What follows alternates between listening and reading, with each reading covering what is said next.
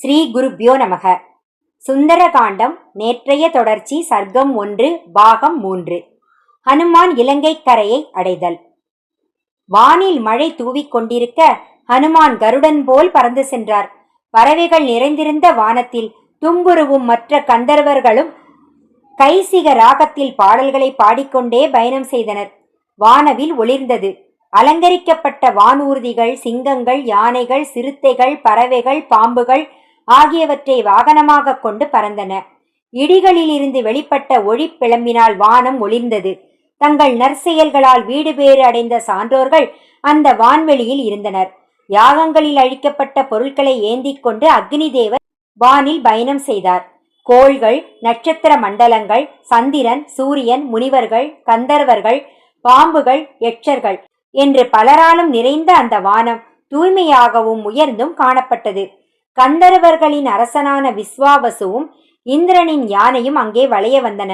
சூரியன் மற்றும் சந்திரனின் சுழற்சி பாதையில் அமைந்திருந்த அந்த வானம் உயிரினங்களுக்கு பாதுகாப்பளிப்பதற்காக பிரம்மாவினால் அமைக்கப்பட்ட கூடாரம் போல் தோன்றியது.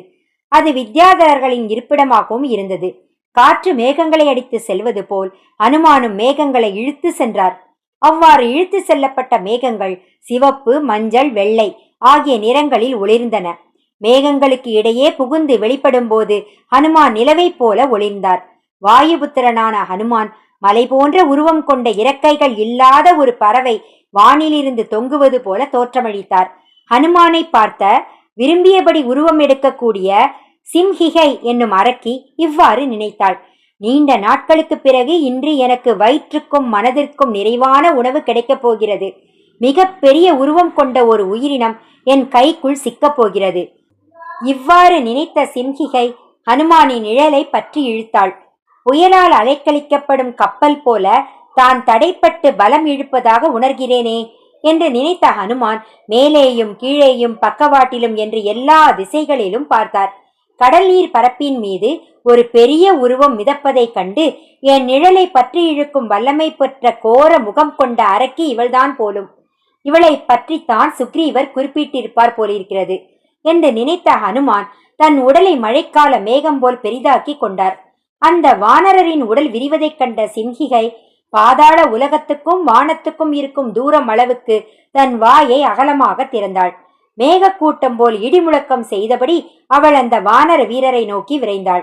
வானத்தில் இருந்தபடியே அவள் வாயின் அகலத்தையும் உடல் அளவையும் கணித்த ஹனுமான் கன நேரத்தில் தன் உடலை சுருக்கிக் கொண்டு அவள் வாய்க்குள் இடி போல பிரவேசித்தார்.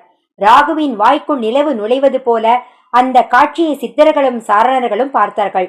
எண்ணிய அக்கணத்திலேயே தன் எண்ணத்தை செயல்படுத்தும் திறன் பெற்ற வானர வீரர் அவள் உடலை கிழித்துக் கொண்டு வெளியே வந்தார். தனது துரிதமான சிந்தனையினாலும் செயலினாலும் அவளை அழித்த ஹனுமான் தன் பயணத்தை தொடர்ந்தார். மார்பு பிளந்த நிலையில் சிம்ஹிகை உப்பு கடலுக்குள் விழுந்தாள். அவளை அழிப்பதற்காகவே பிரம்மா ஹனுமானை படைத்திருப்பார் போலும். அந்த அரக்கியை கன நேரத்தில் அழித்துவிட்ட ஹனுமானின் செயலை பார்த்து வானத்தை இருப்பிடமாக கொண்டவர்கள் அவரிடம் கூறினார், வானர வீரரே, நீங்கள் அரியதொரு செயலை செய்திருக்கிறீர்கள். அந்த அரக்கி கொல்லப்பட்டாள். உங்கள் பயணம் இனி வெற்றிகரமாக முடியட்டும். உங்களைப் போல் அறிவு, கூர்மை, வீரம், செயல்திறன் அனைத்தும் கொண்டவர்கள் தங்கள் இலக்கை அடைவதற்கு தடையாக நிற்கும் எதையும் பொறுத்து கொள்ள மாட்டார்கள். மேன்மை படைத்தவர்களால் பெருமைப்படுத்தப்பட்ட ஹனுமான் மீண்டும் கருடனை போல் வானில் எழும்பினார். சுமார் 100 யோஜனைகள் கடந்து மறுகரைக்கு அருகே வந்தபோது கீழே ஒரு அடர்ந்த கானகத்தை அவர் பார்த்தார். ஆகாயத்தில் பறந்து வரும்போதே அந்த தீவையும் மலையையும் மலையை சார்ந்த காடுகளையும் பார்த்தார். என் பெரிய உடலையும் வேகத்தையும் பார்த்தால் அரக்கர்கள் என்னை கண்டு என்னை பிடிக்க முற்படுவார்கள் என்று நினைத்த ஹனுமான் தமது உடலை சுருக்கிக் கொண்டு தனது இயல்பான உருவத்திற்கு வந்தார். அவரது செயல் 3 அடிகள் எடுத்து வைத்து மகாபலியை கொன்ற பிறகு வாமன உருவுக்கு திரும்பிய விஷ்ணுவின் செயல் போல இருந்தது. பல வகை உருவங்களையும் எடுத்துக்கொள்ளும் திறமைப்படுத்த ஹனுமான் மறுக்கரையை அடைந்ததும் தாம் செய்ய வேண்டிய செயலை கருத்தில் கொண்டு அதற்கேற்ற உருவத்தை எடுத்துக்கொண்டார். பிறகு திரிகூடமலையின் சிகரங்களில் ஒன்றான லம்பா என்ற சிகரத்தில் இறங்கினார். இந்த சிகரம் கேதகி மலர்களும் தூய நீரும் தென்னை மரங்களும் நிறைந்ததாக இருந்தது. தாம் நின்றிருந்த இடத்திலிருந்து இலங்கையை பார்த்த ஹனுமான் தம் உருவத்தை குறுக்கிக் கொண்டு திரிகூடமலையின் மீது குதித்தார். அவர் குதித்த அதிர்ச்சியினால் அந்த மலையில் இருந்த மிருகங்களும் பறவைகளும் அதிர்ந்தன.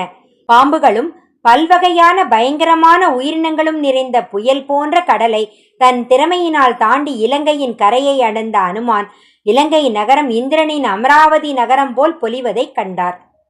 ஜெய் ஸ்ரீராம். ஜெய் ஆஞ்சநேயா. முதல் சர்க்கம் நிறைவடைந்தது.